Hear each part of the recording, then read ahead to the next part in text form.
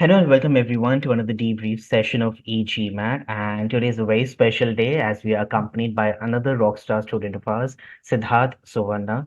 So he has recently scored a 655 on the GMAT Focus Edition exam, which is equivalent to a 90th percentile score in the GMAT exam in the Focus Edition, which is almost equivalent to a 700, 710 kind of a score as per the previous edition.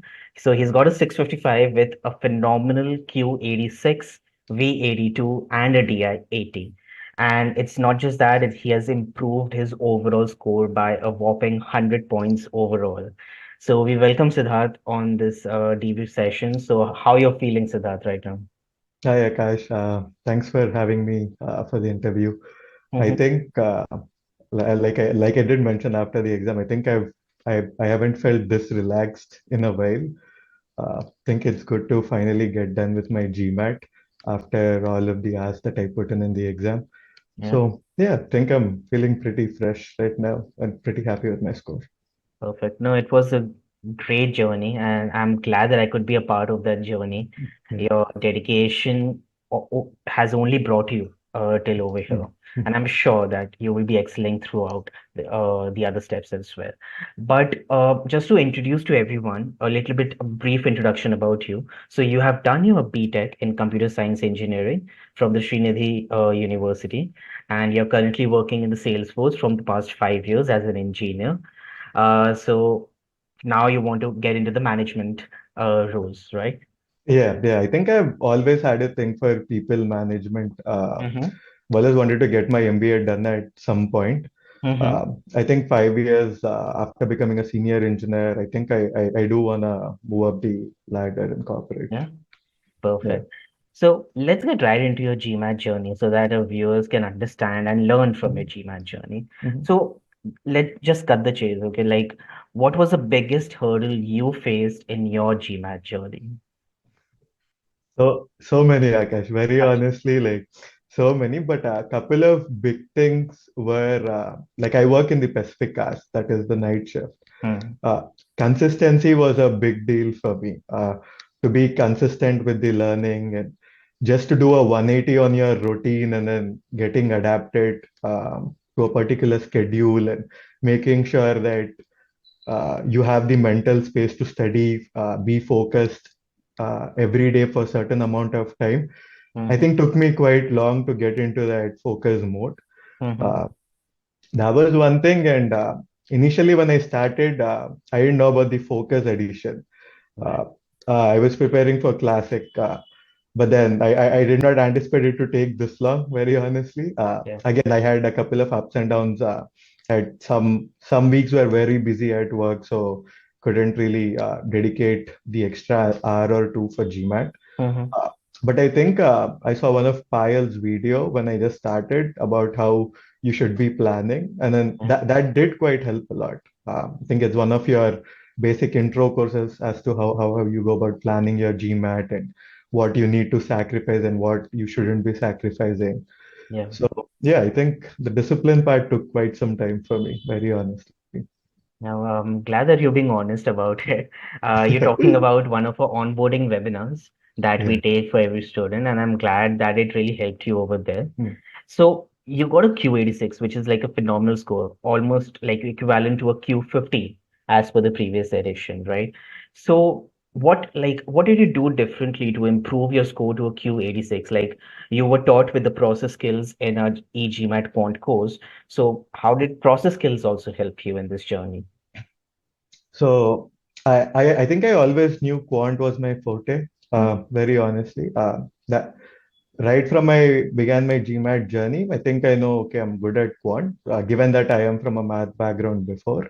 okay. Uh, I think that the one thing that always went wrong is, for instance, if you take arithmetic, right? There's always that one silly mistake that I make. Like it's probably an addition mistake or a subtraction mistake, or not considering all cases, or given the timing constraint, there's always that one case that you lose. Mm-hmm. Uh, the eGMAT error log that I've maintained for Quant, it did have all the process skills mentioned. So every time I had to like put a question there, select an option about which process skill am I missing in. I think it was pretty obvious that I didn't need a major learning, or there wasn't a conceptual gap per se. It was Mm-hmm. all about just putting it together, keeping your cool while solving it. I think those process skills kind of helped me understand that, at least for me, it Mm-hmm. wasn't a conceptual thing. It's more of a, you need to understand that one case that you missed, or Yeah. uh, the one the one thing that you did, the one silly mistake that you've done while solving it. Because when I did a retro on my quant, I did not even have to look at the solution. It was just that 10 extra seconds. Yeah. Yeah. So I Right. think, yeah, those, like, it gives out a pattern, right? Your quant error log gives out a pattern of what's going wrong. I feel like if somebody actually has a conceptual gap too, you'd see in your error log to see, okay, this is where I probably need to focus on this subsection within quant, conceptually. There's a whole, there's nothing much you could do uh, if you do not understand how to solve it in the first place. But I don't think that was my case. The error log helped me understand that, I guess, with all of these process skills mentioned in it. Right. Just for our viewers, would you like to like introduce, like give a brief introduction, like of what Sorry. exactly is process skills? Yeah, I think process skills are where, if you see a quant question, right? Process skills are where it's like all it's dividing the solution into a couple of things that you need to consider. For instance, couple of process skills are infer. Are you inferring the question correctly? Are you considering all cases? Uh, did you go wrong with the answer choice? You probably comprehended the question stem correctly, but you probably went wrong with the answer choice? Or was it a silly mistake? Was it a conceptual gap? We're Mm-hmm. trying to classify what went wrong with that solution of yours. Okay. Perfect. Yeah. Thank you so much for that. So now let's get into your verbal, right? So you got a Okay. V82 in the Yeah. end. And so you started off with the Master Comprehension course, which is a foundational course in verbal. So how did that help you out?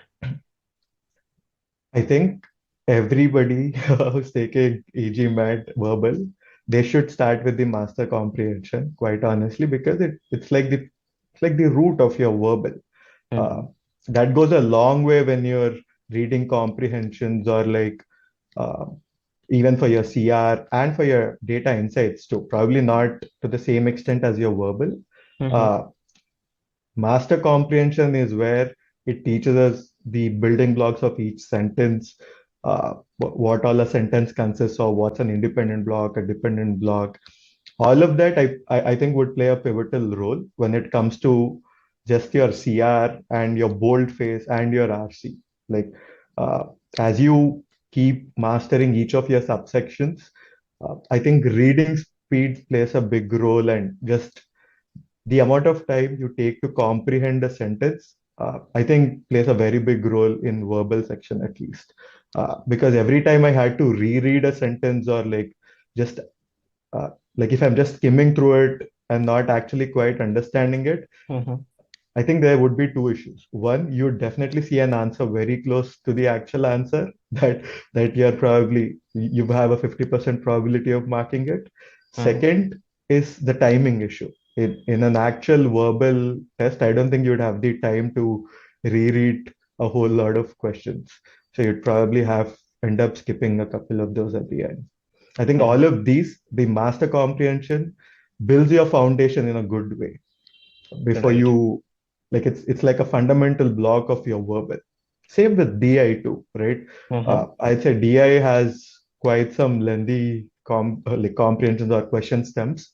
Yeah. uh, so I think just to get a gist of, there are some things that you just can skim through. Like if somebody is telling something which isn't going to be considered in the argument, you can skip that. All of the basics of that, I feel like, are covered in master comprehension. Now we'll move to the CR. So in the CR, you learned about our pre-thinking process over there. So how did that really help you out over there? I think CR is about pre-thinking. Uh, Okay. any question that you see in CR, if you don't pre-think, I think you're not gonna put a right answer there. Mm-hmm. Um, initially, I think it took me some time to Mm-hmm. learn the process of pre-thinking. Okay. The idea of pre-thinking is that you read the question stem. Don't go about looking at the answer choices just yet. See Mm-hmm. what you understand. If it's like an assumption question, look at what the conclusion of that passage is. See what the author might have assumed Mm-hmm. based on what you've understood and what the conclusion is and the context of the para is, right? Mm-hmm. With the pre-thinking process, I definitely think initially it would take anyone quite some time to get used to the concept of pre-thinking because I feel like it's a unique strategy that eGMAT follows, which Right. I felt is very useful in my study. Like now I can't go about reading a CR passage without pre-thinking it. Right. Uh, so the concept is you brainstorm a couple of things that the author might have thought, and then look at the answer choices. Mm. Uh, I think it plays a pivotal role when it comes to most of the CR questions in the sense that if it's an assumption question, right, Mm-hmm. it it it ought to be true always. While you'd see a couple of strengtheners there too. So, which is, like I said before, you'd find two fairly similar options in hard questions, was my experience at least. But Right. when you go about pre-thinking it, I think you'd be able to understand that, okay, this is probably not always true. This doesn't have always to be true, but this is a condition that has to be true for what if the conclusion made by the author has to make sense, Right. right? Even for, I think for boldface, Mm-hmm. it's a little different. You don't have to assume the scenario, but I think pre-thinking in boldface was more of a. If I'm looking at a highlighted sentence, right? I quickly pre-think: is this like an opinion? Is this a claim? Is this a fact? Is this the conclusion? That was the first thing I've always thought. So different type of pre-thinking, but it's still a pre-thinking that I'm doing there. Mm-hmm. And I think two things that I've always seen in the boldface questions where I look at what type of sentence is it. Uh, if it's a claim, it's like if it's somebody's opinion, it's not a fact there, right? And I always go about seeing the relationship of that sentence with the conclusion. Like, is it an intermediate conclusion? Is it an actual conclusion? It is a premise. Is it positively correlated to that conclusion? Different kinds of pre-thinking. Yeah. What uh, so eventually you'll get to a point where you do this naturally in CR. And at that point, you just have to skim through that option choices and you'd pretty much be able to narrow down the correct one. That was, I think, pre-thinking helped me a lot in CR. In my actual GMAT test too, I think I scored Mm-hmm. a very decent score in CR. Right. RC went a little down for me, but CR was fairly good. I think I've only got one wrong in CR in Now my. let's deep dive into your data insights. So how was your experience with the data insights?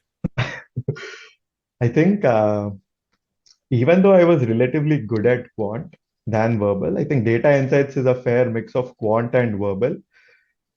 And I personally felt that was the hardest for me, given the time constraint. For a little context, I think I've always had issues with timing. Like, this isn't my first exam where I've experienced timing issues. Mm-hmm. Uh, so data insights was relatively challenging for me just because like each of those questions have three options and there's no partial correct or partial wrong there.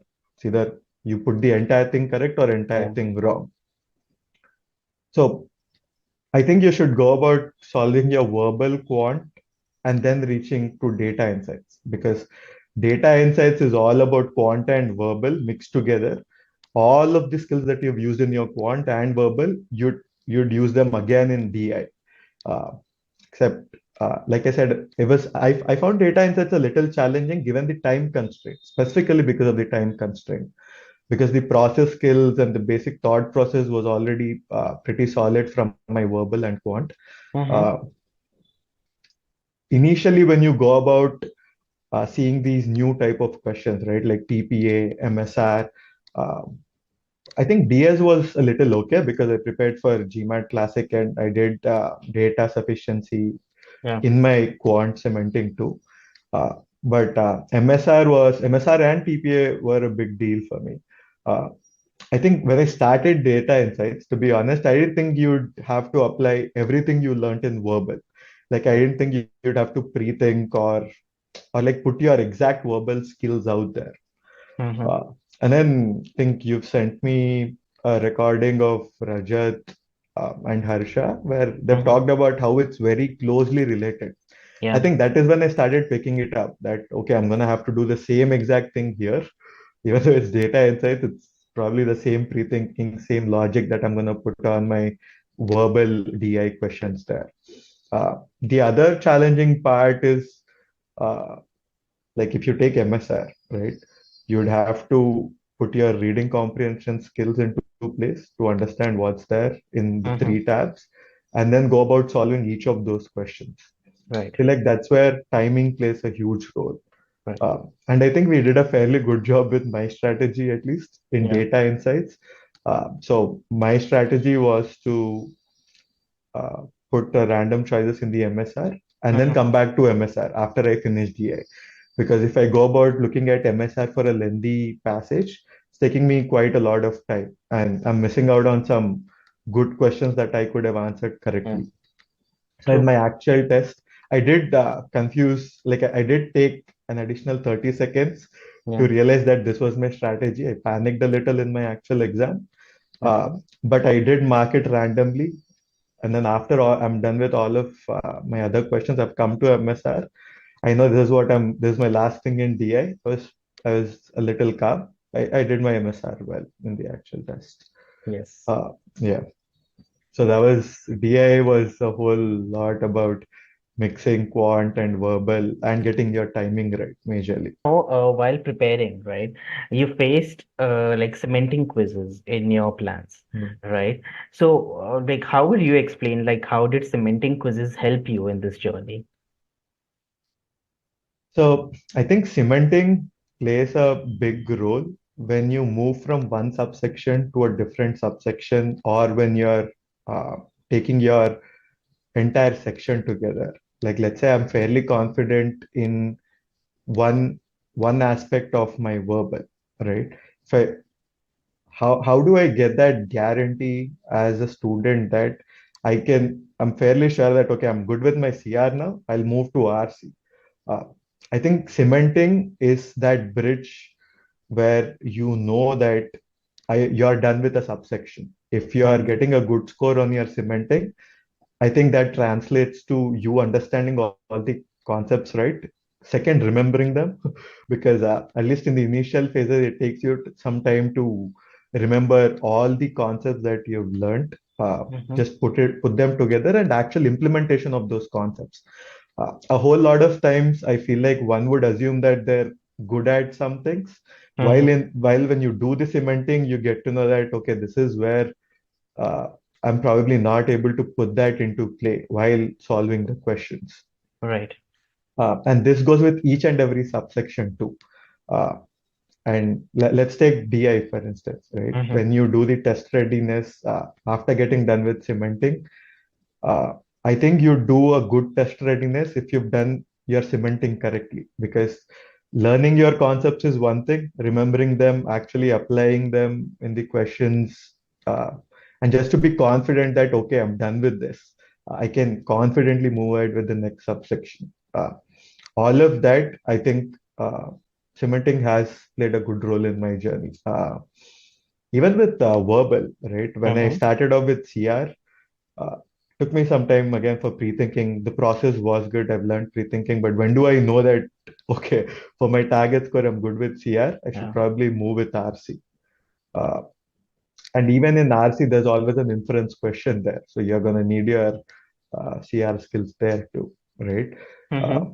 I think cementing does that to you. Like once you get used to the concept of cementing quizzes, you'd know that it creates a test-like environment for you right away after your first set of understanding of the concepts.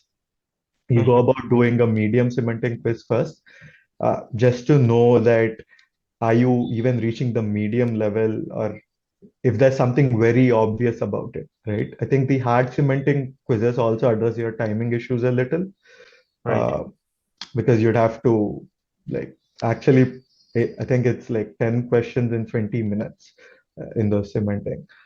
The other good thing about cementing though is within within a section, uh, it covers all kinds of questions in each of those cementing quizzes.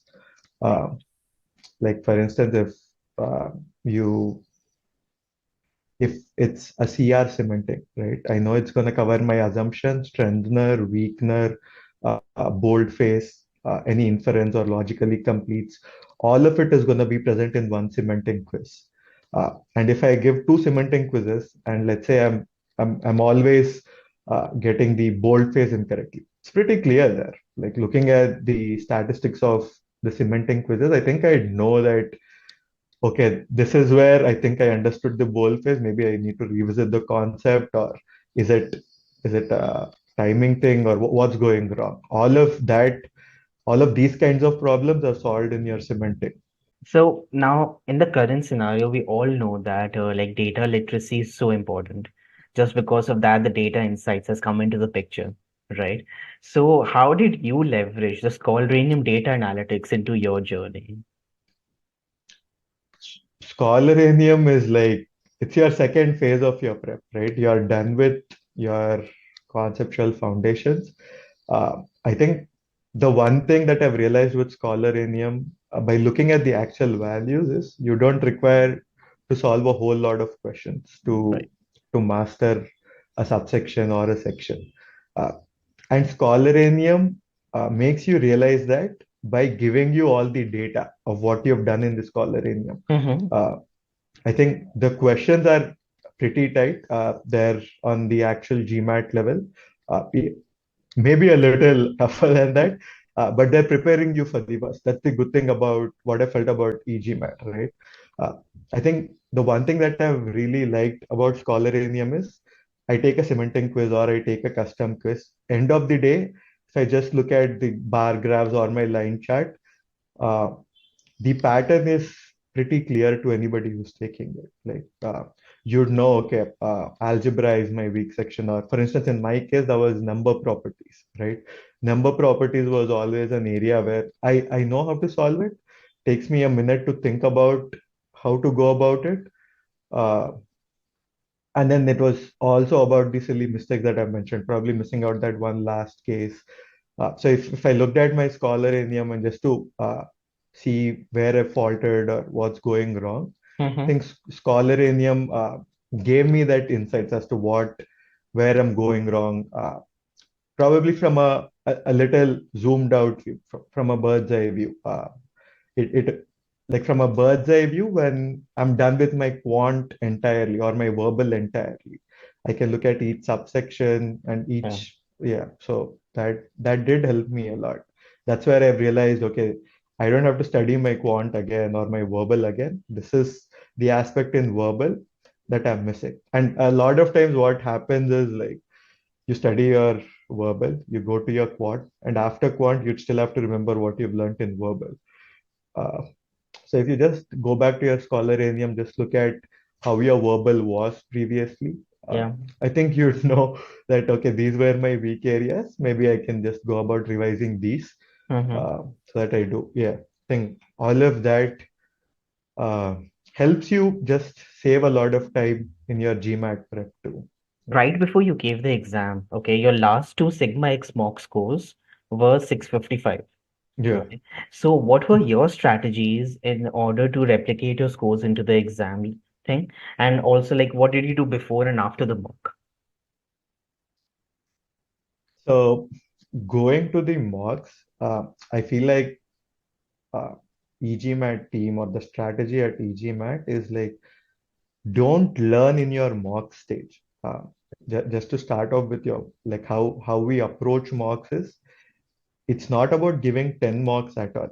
Uh, Initially that was my thought process because like I said, I knew that I had a timing issue. Yeah. When it comes to the actual exam, I think I knew that somewhere and it's not something that I've built. Like sometimes you just go about solve, you can solve it, so you spend that extra minute or two sometimes, or couple of different things. But the strategy that we've adopted was make sure you're good with your concepts, you're cementing everything. We've replicated test-like scenarios, mock-like scenarios with cementing quizzes even before you reach mocks. So what we're doing here is if you're giving a mock, it's pretty much going to be the same score you're going to get on your final test too, Right. because you're almost there. You're 95% prepared for test-like scenarios, for a whole lot of things there. Now, having said that, I still think mocks are a different thing. Yeah. Uh, the reason is that you'd have to be focused for like 2 hours, 15 minutes straight. And for me as a person, the type of work I do, I am usually a person who navigates with 20 different tabs, speaking to 4 different people at my work at the same time. Right. Uh, so just doing one thing, I think it's been like over 8 years since I put all of my energy at one place for 2 hours, 15 minutes straight, right? Yeah. And I think it took me some time to get into that mode. Mm-hmm. The other thing is about the timing. With the mocks, I felt what happened to me was, let's say the pre-thinking was there, right? The cementing did help to a certain extent.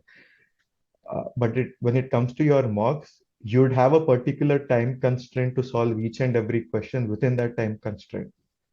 Mm-hmm. I think I realized that if it's a relatively hard question for my skill level, that I know I can solve. It's not like I can't solve it, but it's Right. probably going to take me 2.5 minutes or 3 minutes to solve it. If I go about solving those kind of questions, I'm Mm-hmm. actually going to miss out on a lot of questions in verbal. Like, and that's not only in verbal, even in quant or like, let's say it's quant. I know I can do it. It's probably some twisted way of doing it, and I need like 3 minutes Mm-hmm. to get to that answer. If it was only in the mocks, I think I've realized I have to let it go for the time being. Like GMAT is going to present you tough questions. You keep it bookmarked, you finish your all the questions, come back to it.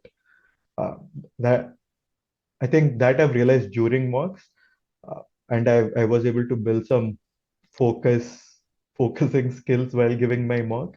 Uh, Before the mock, I think, oh my God, so many things to talk about the mocks.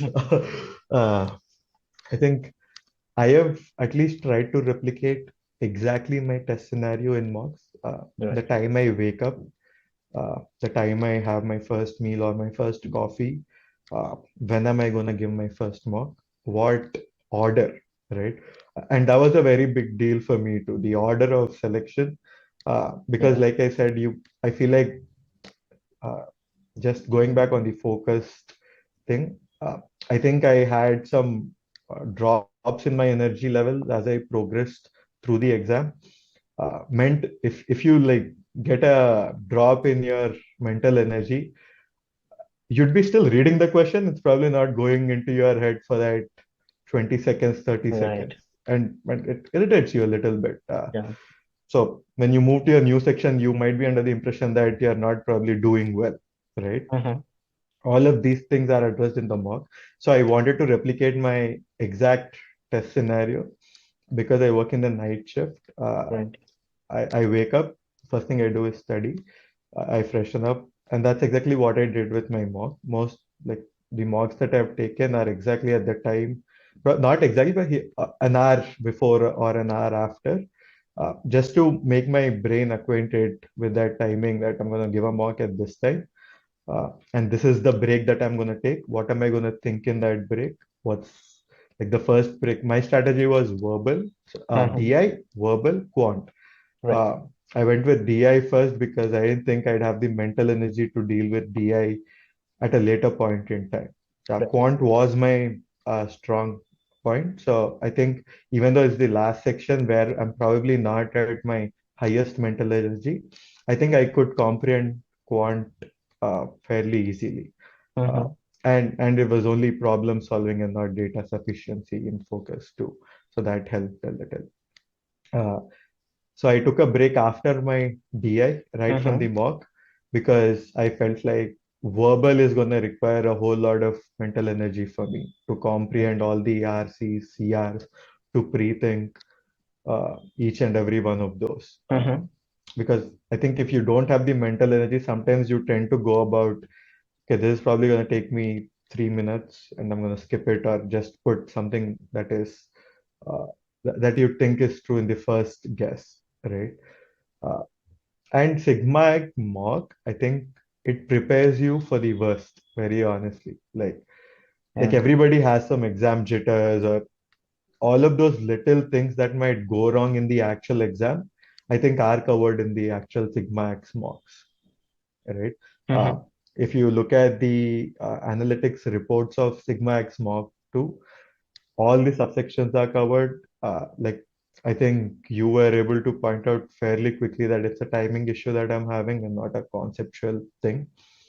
So it gives you an exact report, right, of what the actual report that you get. It's Yeah. the exact same thing. Uh, and I think you can strategize based on your Sigma X mocks too. Uh, like once you give your Sigma X mock, if you look at the data that you have and while you're preparing your error log for Mm-hmm. your Sigma X mock, I think uh, it like so one thing in the Sigma X mock Mm-hmm.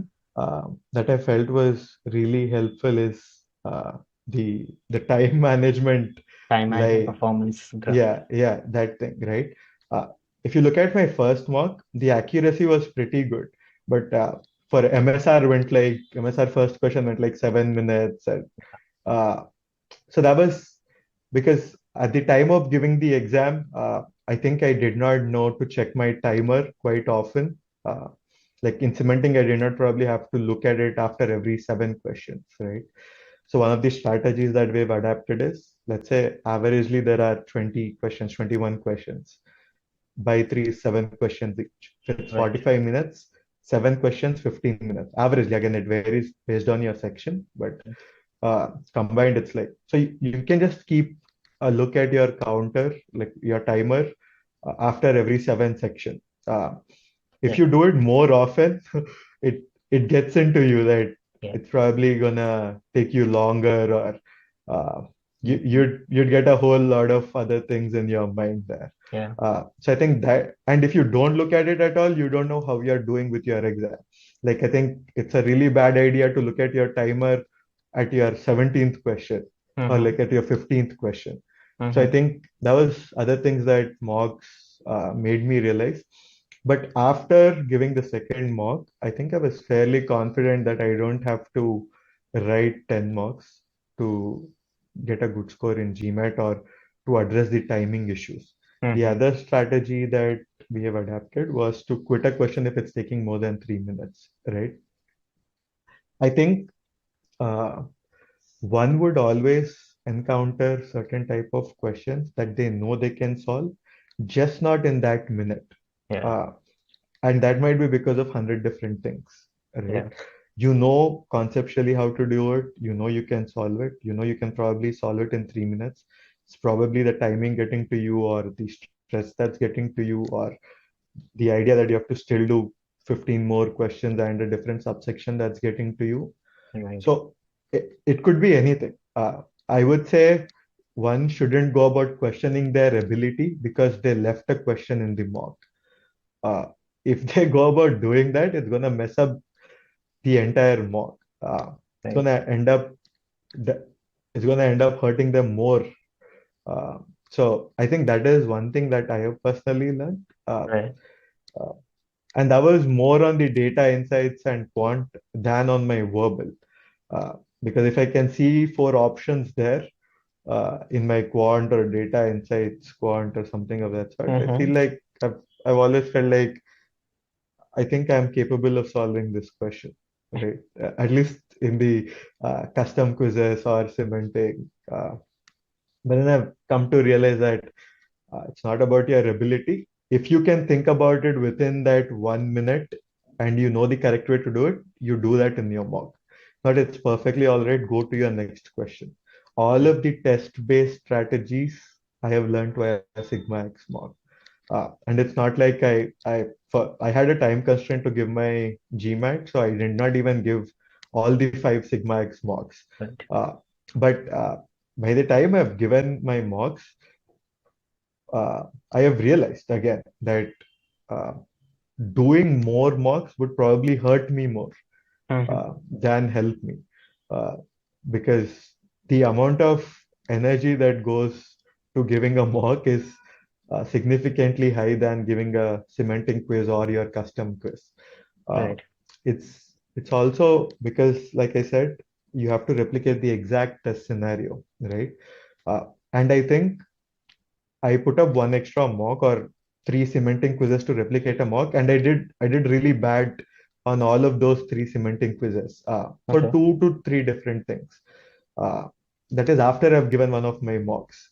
Even though I scored fairly good on my mock, I think that was because one, I gave it at a very later time in my day where I'm not very active. Mm-hmm. Uh, Second, I gave a mock the before day. And I knew I was mentally drained there. Like I needed a day off just to not think about GMAT, Mm-hmm. to re-energize, and then come back at my best. And that's exactly what I did. I've looked at that score. Uh, I've looked at the error log, uh, and then I've realized, okay, this is way below my skill set. Uh, Even while giving those cementing replica of mocks, I knew I wasn't giving my best. Like Right.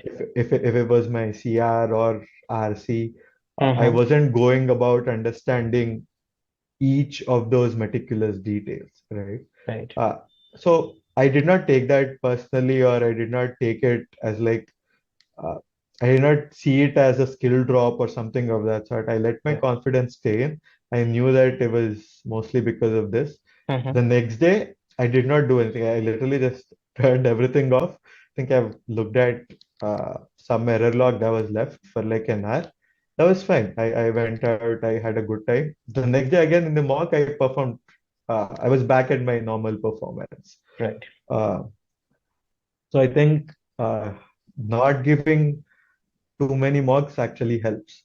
One shouldn't go Definitely. about giving a whole lot of mocks before their GMAT. Yeah. At least last 2 to 3 days should be very stress-free for you. Yeah. Uh, the other thing about mocks, couple of more things is Mm-hmm. if it takes you 2 hours to write that mock, it takes you 4 hours to analyze it, right? What I've also done with my mock is I have not only reviewed the incorrect ones. Right. I've done it in the same order. I addressed my DI first, right from my first question. Even if it's a correct one, I've looked at can I do it within the two Yeah. minutes thing, or like what is it a different solution? All of these things go a long way in your actual test. Like I Right. said, that's because you'd have to figure it out within that 2 minute mark. Let it be verbal or quant or DI. There's an easier way to do it. eGMAT or GMAT probably wants you to take the easier way, even though there's a lengthier way, right? Uh, so those things, the error logging after the mock plays a Mm-hmm. big role, is what I felt. Yeah. Uh, Apart from that, like I said, it gives you a test like scenario that helps you a lot in things that you cannot think of. Uh, Mm-hmm. in the actual test, I think it helps. Uh, Now, for all the viewers actually who have stayed tuned with us till now, here's a bonus for all of you. Okay. So basically, we're going to show a glimpse of Siddharth's last mile push study plan. So it's a study plan that we created for him in the last 3 weeks. I think, Siddharth, yes. So it covered his last 3 weeks of study. And let us get a glimpse of what exactly a study plan should look like for a GMAT aspirant. Okay. So let me just quickly pull that up.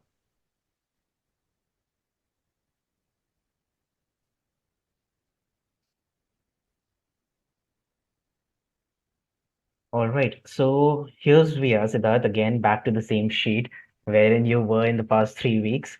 Okay. So here we can see that we captured each and everything that is needed to reach to his target score. Okay. So we started off where he was a little bit faltering, like the MSR in DI. We said that how many points he should be improving to reach his target score. Okay. Then what needs to be done in quant, what needs to be done in the verbal we mentioned each and every detail about the accuracy part, how much accuracy improvement is needed, what are the resources that he should be using over there, and how many hours he should be targeting in order to complete this particular step. So once he was done with the DI, quant, and verbal, we then started off with our test readiness plus the mocks routine, wherein he revised everything and then we went into the mocks. So as you can see, guys, this is how structured even your preparation should be. And I'm sure that once you start doing your study plan in this manner, you are definitely going to have a better study approach. So, Siddharth, any views on this study plan? How did this help you as a student? I think the last mile push or the study plan that you provided in general, right? Mm-hmm. By the time that you reach your end phase of your GMAT, I think most of us would not be very, very enthusiastic about the exam, very honestly, given the long journey that we've had. Yeah, Uh, that extra push, or so the last mile program, or any of the strategy that we've adopted, right? yeah, The idea there is you go to the second part, second step of that sheet only if you finish the first one. So it becomes mandatory for you to do all of those, even though you don't like it. yeah, Like even though you don't have the energy to do it. And that is actually required. I'm not telling that it's not required. It is very much required. It's just that uh, all of those steps coming from you mm, reassures that, okay, I probably need all of these. yeah, Uh, if it were left to me, I probably wouldn't have followed each and every one of those yeah, sub steps. Just coming from you, you've analyzed all of what went wrong with me, like DI, MSR. Again, like I said, in MSR, I know I had to put my reading comprehension, CR skills into play. Then I looked at the video. Then I've looked at, we've talked about a couple of strategies for MSR. Uh, all of this wouldn't have happened, yeah, right? And then from MSR, we looked at my quant to see if I can improve my number properties, word problems a little, yeah, in word problems, specific kind of word problems, in number properties, specific kind of questions, right? I probably wouldn't go about analyzing uh, this meticulously. I probably wouldn't have the time or the energy to do all of yeah, that while I'm still preparing. I think just having a sheet where I know that if I'm going to do this, it's going to improve my score. yeah, Uh, that helped a lot, honestly. And thank you for doing all of that. Uh, Even when it comes to the test readiness, right? mm-hmm, Uh, like some, if I'm doing a test readiness in general on my own, again, mm-hmm, coming back to how do I know that I should proceed further? Right, with the mocks. Uh, do I give one quiz and be mm-hmm, okay with it, or what should I aim on the eGMAT platform to get my target score? Right. All of that was provided by you, so it was fairly clear to me. You do all of these steps, uh, and then you're gonna get to your score, right? Because we have right, analyzed each of those sections separately and the subsections within. mm-hmm, Uh, so like for quant, I did not have to go about revising my, I think I did not revise arithmetic a whole lot because yeah, I was fairly good at arithmetic in my quant. Uh, even even in DI, I just gave DI before, uh, and like I didn't need a whole lot of revision on data sufficiency right, or graphs, right? So just I looked at what I wanted to improve or where I can improve the most easily.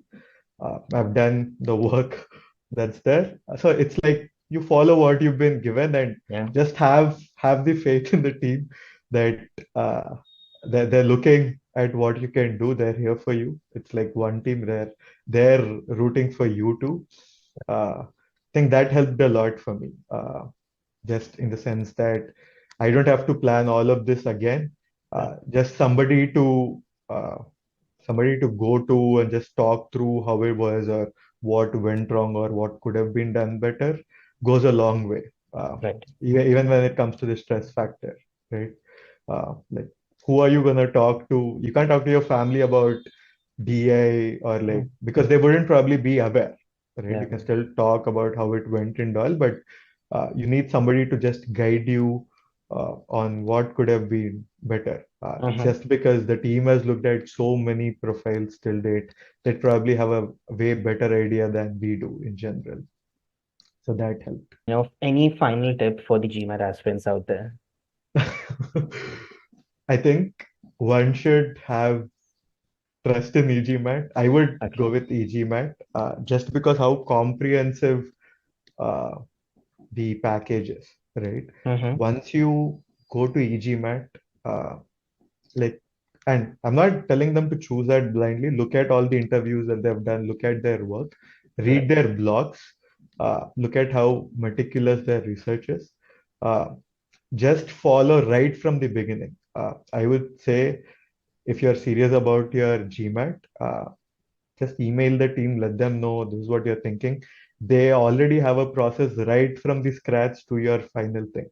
Uh, and they've been doing it since long, right? So don't be skeptical. Uh, Right. all of the issues that I've talked about have been covered in either one of those onboarding videos, or I think everybody should cover that onboarding video too. At least initially, it helps you understand what mindset are you going to require, right? If Right. somebody is planning to give a GMAT, if you look at that onboarding video, I think you'd know if you'd be able to do it in the next 6 months. Are you at a stage in life where you can allocate the necessary time and resources for your GMAT? How Right. challenging it is, what sacrifices one needs to make, Right. what discipline one needs to get into, right? Mm-hmm. Right from that to the process skills of solving each of those subsections, and to the actual test taking skills too. So there's a plan that's laid out. I think just having that team beside you helps you, right? Mm-hmm. So again, I feel like in my case, it could have been better than my Mm-hmm. actual score, Right. very honestly. Just that at this point in life, I'm probably not at a situation where uh, I want to go about giving it again, or like I had a Mm-hmm. deadline, I had a lot of things going on. There were a time where I had to go out of town. So, and you can't avoid all of this. You still have to Right. live your life, you still have to work. I think GMAT is one of the tests where I have learned to deal with life while Yeah. preparing for the exam, right? Most of my other tests that I've taken, it's me studying for the exam. There's a like, Right. yeah, it's not gonna be this long or this long prep for it. So I feel like patience goes a long way. Patience, discipline, and just being consistent helps you a Mm-hmm. lot. Right. In the beginning, it might not all uh, be right out there, but it'll all be in place in 6 months. Have that faith in yourself. Know that there's somebody to help you out. Know that you have the right resources. You don't have to go about searching 10 different platforms or 10 different things. It's all right there. You have a plan. I think one should have that faith and patience, know that you'll eventually get there. And I don't think anybody's GMAT path would be like an inclined graph. I think it would be an up and down graph for anybody, just given the age and time at which we give GMAT. Right. So I think accepting that, acknowledging that this is how the GMAT journey is going to be for you, helps you stay consistent. Yeah. Right. Thank you so much, Siddharth, for such a wonderful tip for all the GMAT aspirants out there. And from the entire family of eGMAT, we wish you all the very best for your applications. I'm sure you're going to rock over there as well. And we truly wish you all the very best for everything Yeah. ahead. Thanks, Akash. Thank you and the entire team for staying through the journey. I think it's been a fairly long journey, and the team has always been there. So thank you so much. Thank you.